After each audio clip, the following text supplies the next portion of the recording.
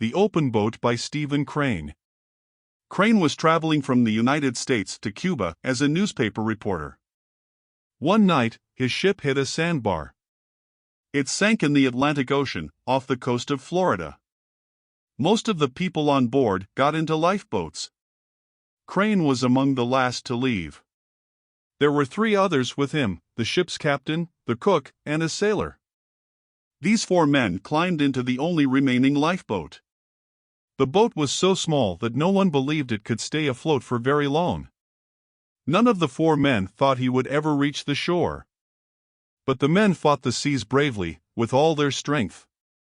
Would they finally reach land? Here is Shep O'Neill with the first part of the story. The small lifeboat bounced from wave to wave in the rough seas of the Atlantic. The 4 men in the boat could not see the sky. The waves rose too high. The waves with their white tops pushed at the open boat with angry violence. Every man thought each wave would be his last. Surely, the boat would sink and he would drown. The men thought that most adults would need a bathtub larger than the boat they were sailing. The waves were huge, and each created a problem in guiding the direction of the boat. For 2 days, since the ship sank, the 4 men had been struggling to reach land. But there was no land to be seen. All the men saw were violent waves which rose and came fiercely down on them. The men sat in the boat, wondering if there was any hope for them. The ship's cook sat in the bottom of the boat. He kept looking at the 15 centimeters which separated him from the ocean. The boat had only 2 wooden oars. They were so thin, it seemed as if they would break against the waves. The sailor, named Billy, directed the boat's movement with one of the oars. The newspaper reporter pulled the second oar. He wondered why he was there in the boat. The 4th man was the captain of the ship that had sunk. He lay in the front of the small boat. His arm and leg were hurt when the ship sank. The captain's face was sad. He had lost his ship and many of his sailors. But he looked carefully ahead, and he told Billy when to turn the boat. "Keep her a little more south, Billy," he said. "A little more south, sir," the sailor repeated. Sitting in the boat was like sitting on a wild horse. As each wave came, the boat rose and fell, like a horse starting toward a fence too high to jump. The problem was that after successfully floating over one wave you find that there is another one behind it just as strong and ready to flood your boat. As each wall of water came in, it hit everything else that the men could see. The waves came in silence, only their white tops made threatening noises.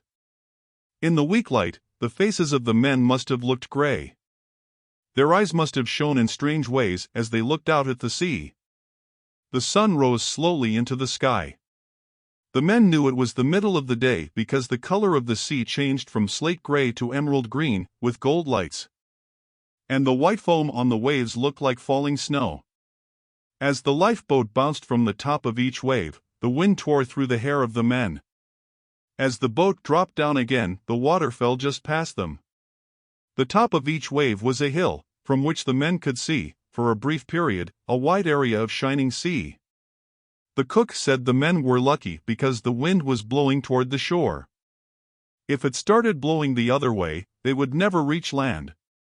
The reporter and the sailor agreed. But the captain laughed in a way that expressed humor and tragedy all in one.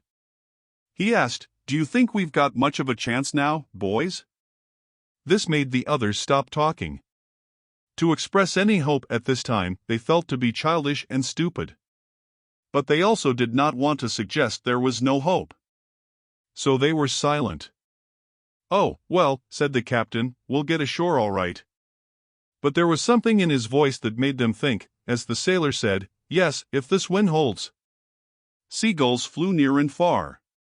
Sometimes the birds sat down on the sea in groups, near brown seaweed that rolled on the waves. The anger of the sea was no more to them than it was to a group of chickens 1,000 miles away on land. Often the seagulls came very close and stared at the men with black bead-like eyes. The men shouted angrily at them, telling them to be gone. The sailor and the reporter kept rowing with the thin wooden oars. Sometimes they sat together, each using an oar. Sometimes one would pull on both oars while the other rested. Brown pieces of seaweed appeared from time to time. They were like islands, bits of earth that did not move. They showed the men in the boat that it was slowly making progress toward land. Hours passed. Then, as the boat was carried to the top of a great wave, the captain looked across the water. He said that he saw the lighthouse at Mosquito Inlet. The cook also said he saw it. The reporter searched the western sky. "See it?" said the captain. "No," said the reporter slowly, "I don't see anything." "Look again," said the captain. He pointed. "It's exactly in that direction." This time, the reporter saw a small thing on the edge of the moving horizon. It was exactly like the point of a pin. "Think we'll make it, Captain?" he asked. "If this wind holds and the boat doesn't flood, we can't do much else," said the captain. It would be difficult to describe the brotherhood of men that was here established on the sea. Each man felt it warmed him. They were a captain, a sailor, a cook, and a reporter. And they were friends. The reporter knew even at the time that this friendship was the best experience of his life. All obeyed the captain. He was a good leader. He always spoke in a low voice and calmly. "I wish we had a sail," he said, "to give you two boys a chance to rest." So they used his coat and one of the oars to make a sail, and the boat moved much more quickly. The lighthouse had been slowly growing larger. At last, from the top of each wave the men in the boat could see land. Slowly, the land seemed to rise from the sea. Soon, the men could see two lines, one black and one white. They knew that the black line was formed by trees, and the white line was the sand. At last, the captain saw a house on the shore. And the lighthouse became even larger. "The keeper of the lighthouse should be able to see us now," said the captain. "He'll notify the life-saving people." Slowly and beautifully, the land rose from the sea. The wind came again. Finally, the men heard a new sound, the sound of waves breaking and crashing on the shore. "We'll never be able to make the lighthouse now," said the captain. "Swing her head a little more north, Billy." "A little more north, sir," said the sailor. The men watched the shore grow larger. They became hopeful. In an hour, perhaps, they would be on land. The men struggled to keep the boat from turning over. They were used to balancing in the boat. Now they rode this wild horse of a boat like circus men. The water poured over them. The reporter thought he was now wet to the skin. But he felt in the top pocket of his coat and found 8 cigars. 4 were wet, but 4 were still dry. One of the men found some dry matches. Each man lit a cigar.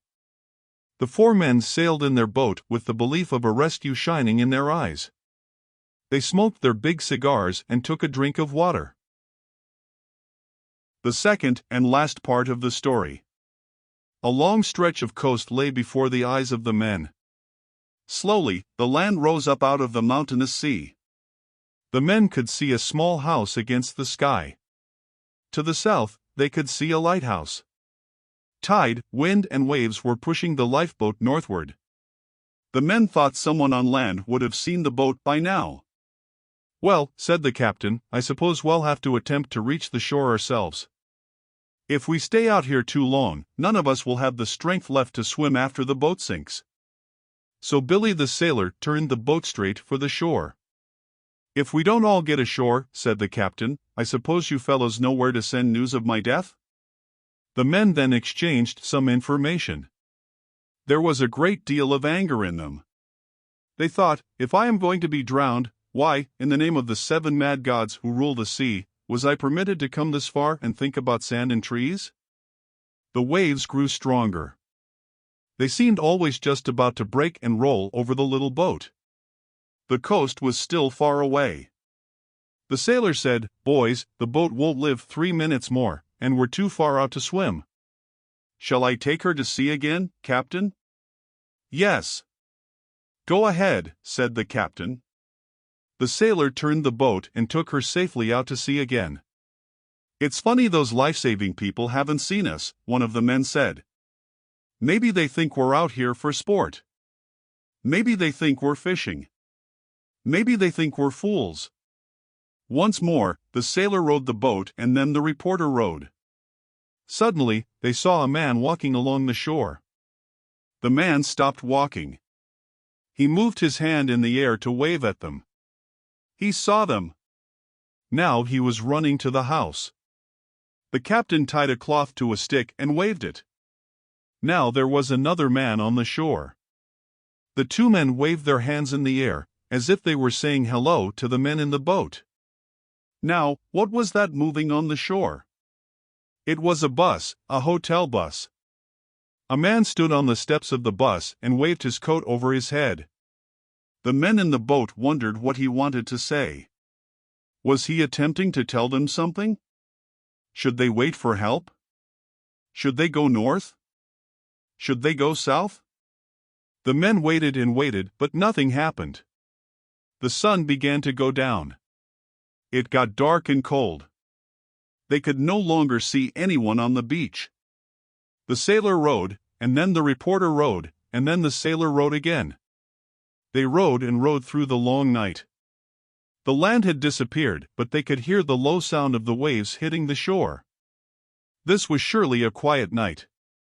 The cook finally spoke. "Billy, what kind of pie do you like best?" "Pie," said the sailor and the reporter angrily. "Don't talk about those things." "Well," said the cook, "I was just thinking about ham sandwiches, and a night on the sea in an open boat is a long night." The sailor continued to row until his head fell forward and sleep overpowered him. Then he asked the reporter to row for a while. They exchanged places so the sailor could sleep in the bottom of the boat with the cook and the captain. The reporter thought that he was the one man afloat on all the oceans in the world. The wind had a sad voice as it came over the waves. Suddenly, there was a long, loud swishing sound behind the boat and a shining trail of silvery blue. It might have been made by a huge knife. Then there was another swish and another long flash of bluish light, this time alongside the boat. The reporter saw a huge fin speed like a shadow through the water, leaving a long glowing trail. The thing kept swimming near the boat. He noted its speed and power. The reporter wished the men would wake up. He did not want to be alone with the shark. The reporter thought as he rowed. He was angry that they had come so close to land and yet might still die at sea. Then he remembered a poem that he had learned as a child. It was a poem about a soldier of the French Foreign Legion. The soldier lay dying in Algiers. Just before he died, he cried out, "I shall never see my native land." And now, many years after he had learned this poem, the reporter for the first time understood the sadness of the dying soldier. Hours passed. The reporter asked the sailor to take the oars so that he could rest. It seemed like only a brief period, but it was more than an hour later, when the sailor returned the oars to the reporter. They both knew that only they could keep the boat from sinking. And so they rowed, hour after hour, through the night. When day came, the four men saw land again. But there were no people on the shore. A conference was held on the boat. "Well," said the captain, "if no help is coming, we might better try to reach the shore right away. If we stay out here much longer, we will be too weak to do anything for ourselves at all." The others agreed. They began to turn the boat toward the beach. The captain told them to be careful, that when the boat came near the beach, the waves would sink it. Then everyone should jump out of the boat and swim to the shore. As the boat came closer to land, the waves got bigger and more violent. At last, a large wave climbed into the air and fell on the small boat with great force. The boat turned over as the men jumped into the sea. The water was like ice. The reporter was tired. But he swam toward the beach. He looked for his friends. He saw Billy, the sailor, in front of him, swimming strongly and quickly. The cook was near him. Behind, the captain held on to the overturned boat with his one good hand. Soon, the reporter could swim no longer. A current was carrying him back out to sea. He thought, "Am I going to drown? Can it be possible?" But the current suddenly changed and he was able to swim toward the shore. The captain called to him to swim to the boat and hold on. The reporter started to swim toward the boat. Then he saw a man running along the shore. He was quickly taking off his shoes and clothes. As the reporter got close to the boat, a large wave hit him and threw him into the air over the boat and far from it. When he tried to get up, he found that the water was not over his head, only halfway up his body. But he was so tired that he could not stand up. Each wave threw him down, and the current kept pulling him back to sea. Then he saw the man again, jumping into the water. The man pulled the cook to the shore. Then he ran back into the water for the captain. But the captain waved him away and sent him to the reporter. The man seized the reporter's hand and pulled him to the beach. Then the man pointed to the water and cried, "What's that?" In the shallow water, face down, lay Billy, the sailor. The reporter did not know all that happened after that. He fell on the sand as if dropped from a housetop. It seems that immediately the beach was filled with men with blankets, clothes, and whiskey. Women brought hot coffee. The people welcomed the men from the sea to the land. But a still and dripping shape was carried slowly up the beach. And the land's welcome for the sailor's body could only be its final resting place. When night came, the white waves moved in the moonlight. The wind brought the sound of the great sea's voice to the men on the shore. The end.